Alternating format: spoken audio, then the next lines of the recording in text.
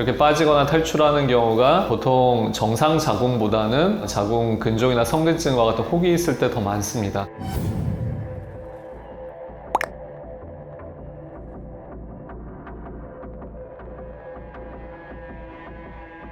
실제적으로 우리가 근종이나 성근증과 같은 출혈 통증을 유발하는 자궁 혹이 있을 때 어떻게 치료를 해야 되는지는 의사마다 아니면 병원마다 다른 의견을 갖고 있을 수는 있습니다. 하지만 일반적으로는 근종이나 성근증이 약물 치료만으로 완치하기는 굉장히 어렵습니다. 그냥 불가능하다고 보시면 됩니다. 일단 혹을 없애기 위해서는 수술 혹은 비수술과 같이 보다 근본적인 치료가 필요한데, 약물 치료는 어떻게 보면 잠깐 피를 멈추게 하거나 근종이나 성근증과 같은 자궁 혹의 크기가 커지는 것을 일시적으로 좀 막는 정도라고 보시면 됩니다. 그래서 우리가 보통 약물 치료를 어떤 근본적인 치료 목적으로 하는 건 아니고, 보다 근본적인 수술이나 비수술 치료에 앞서서 증상을 다소 완화시키거나 크기가 커지는 것을 방지하려고 하는 보통 제한적인 목적으로 쓰는 경우가 많습니다. 지금 사례자님처럼 미레나라는 약물 치료, 보통 이제 우리 자궁 안에 넣어놓는 자궁 내 피임 장치인데, 보통 호르몬을 분비하는 루프를 미레나라고 하는데, 그거를 썼지만 결국은 잘 빠지고 효과를 발휘하지 못해서 출혈 통증이 지속적으로 발생하는 경우가 흔히 있습니다. 이런 경우에는 지체하지 말고 보다 적극적인 방법으로 치료를 이제 결정해야 되는데, 보통 수술적인 방법과 하이프 치료나 색전술과 같은 비수술적인 방법을 이제 선택해서 하면 될 것 같습니다.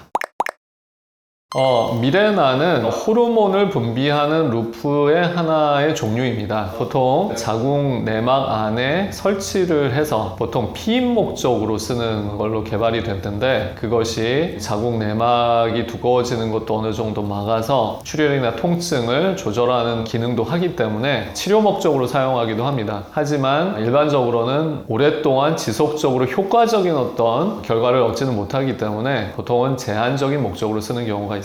자궁 혹이 있다 보면은 자궁 내막의 어떤 그 통로라든지 모양을 변형시키고 왜곡시키게 됩니다. 그렇게 되면 미레나가 위치하기가 어렵게 되고 결국은 밖으로 나오게 되는 거죠. 이렇게 빠지거나 탈출하는 경우가 보통 정상 자궁보다는 자궁 근종이나 성근증과 같은 혹이 있을 때 더 많습니다. 그래서 미레나를 설치하고 나서는 한두 달 정도는 위치나 존재 유무를 이제 우리가 추적 관찰을 하고, 그 다음부터는 정기적으로 확인을 하는 것이 필요하겠습니다. 빈혈 수치, 헤모글로빈 수치는 보통 11에서 13 정도가 정상 수치입니다. 그래서 4.5라고 하면 사실은 정상 혈액의 3분의 1밖에 없는 거죠. 상당히 출혈이 이제 많이 됐다는 것을 의미하고 굉장히 위험한 수치라고 보면 됩니다. 한마디로 이제 피가 부족한 상태인데, 이게 장기간으로 지속될 경우에는 심장을 포함해서 폐라든지 각종 장기들, 그리고 결국 이제 말초 우리 순환장애를 일으키기 때문에 결국 서서히 건강을 해치는 그런 상태가 됩니다. 그래서 반드시 교정을 해야 되는 그런 수치라고 보면 되겠습니다. 근종이나 성근증, 자궁 혹이 있을 때 우리가 일시적으로 아니면은 초기 치료로서 약물 치료하는 것은 물론 가능하지만, 효과가 미흡하다고 판단이 되면 보다 적극적인 방법, 보다 근본적인 방법인 수술이나 비수술을 고민해서 선택하는 것이 필요하겠습니다. 산부인과 전문 병원에 가시면 해당 질환에 대해서 이제 충분히 상담을 하고 결정하는 것이 좋겠습니다.